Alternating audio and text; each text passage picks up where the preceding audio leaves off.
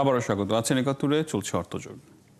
Cancer প্রতিরোধে দেশেই biotech ফর্মুলার ওষুধ তৈরির উদ্যোগ নিয়েছে ওয়ান ফার্মা। ফলে উন্নত প্রযুক্তিতে বড় বিনিয়োগ করছে প্রতিষ্ঠানটি। এরই মধ্যে মিয়ানমার, শ্রীলঙ্কা, আফগানিস্তানে ওষুধ রপ্তানি শুরু করেছে বাংলাদেশের এই ওষুধ প্রতিষ্ঠান। আগামীতে আফ্রিকা ও আরও 10টি দেশে রপ্তানি বৃদ্ধির উদ্যোগও নিয়েছে প্রতিষ্ঠানটি। বায়োটেক ওষুধ শিল্পের সম্ভাবনা নিয়ে দেখুন প্রতিবেদন।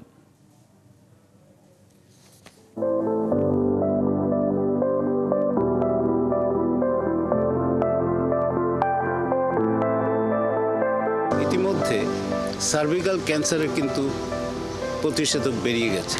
সেটা কি? টিকা, ভ্যাকসিন। একসময় ক্যান্সার রোগটাও থাকবে না, শুধুমাত্র জন্মের পরে যেমন বিসিজি ভ্যাকসিন নিতে হয় ঠিক সেইভাবে লাং ক্যান্সারের ভ্যাকসিন নিয়ে নেবে। টার্গেটেড থেরাপি যে শুধুমাত্র ক্যান্সার সেলকে হিট করবে এবং প্রসেস অনুযায়ী, বায়োটেক টেকনোলজি অনুযায়ী তার কাছে গিয়ে পৌঁছাবে এবং তাকে করবে, ধ্বংস করবে, কিওরমেন্ট দেবে। সেই ধরনের ওষুধ এখন ধীরে ধীরে চলে আসছে।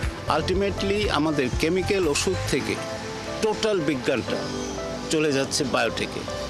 অ্যান্ড বায়োটেক মলিকুল স্বাস্থ্যের জন্য একেবারেই অ্যামাইনো অ্যাসিড, অ্যামাইনো অ্যাসিড যেটা আমরা মাংস খাই সেটা specialise form of technology use করে সেটাকে তৈরি করা হয়। টেকনোলজি আমাদের আছে এবং আমাদের ফ্যাসিলিটি আমরা ডেভেলপ শেষ পর্যায়ে নিয়ে আসছি। কিছু কিছু ড্রাগ তো আপনাদের বললামই, যেগুলো রেগুলার ফ্যাসিলিটি থেকে বের করা যায় সেগুলো আমরা করছি। 4টা অলরেডি আমরা বের করে ফেলেছি।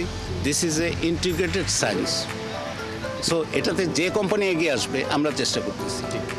150 কান্ট্রিতে আমাদের দেশের বিভিন্ন কোম্পানি ওষুধ রপ্তানি করে, কিন্তু পরিমাণ কিন্তু সামান্য। কেন এটা হচ্ছে?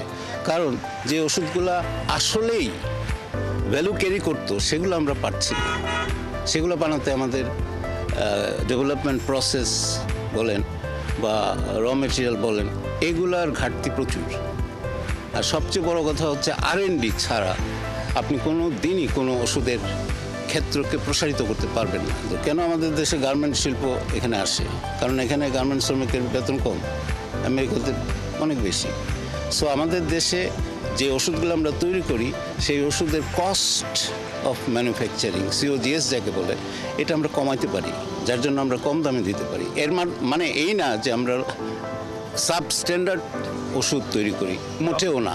দি hope for Bangladeshi companies to do business in this new field massively with applying R&D and taking advantage of, ওই যে বললাম যেটা, যে গ্র্যাজুয়েশনের আগ পর্যন্ত ওষুধগুলো বানিয়ে ফেলা, রেজিস্ট্রেশন নিয়ে ফেলা এবং ওষুধের সংখ্যা বাড়ানো, listed drug, essential drug list সংখ্যা বাড়ানো। 2033 সাল পর্যন্ত আমরা একটা গ্রেস পিরিয়ড পাবো। সেই সময়ে যদি আমাদের বেসিক র মেটেরিয়াল কোম্পানিগুলো ডেভেলপ করে যায় তাহলে আমাদের সুবিধা।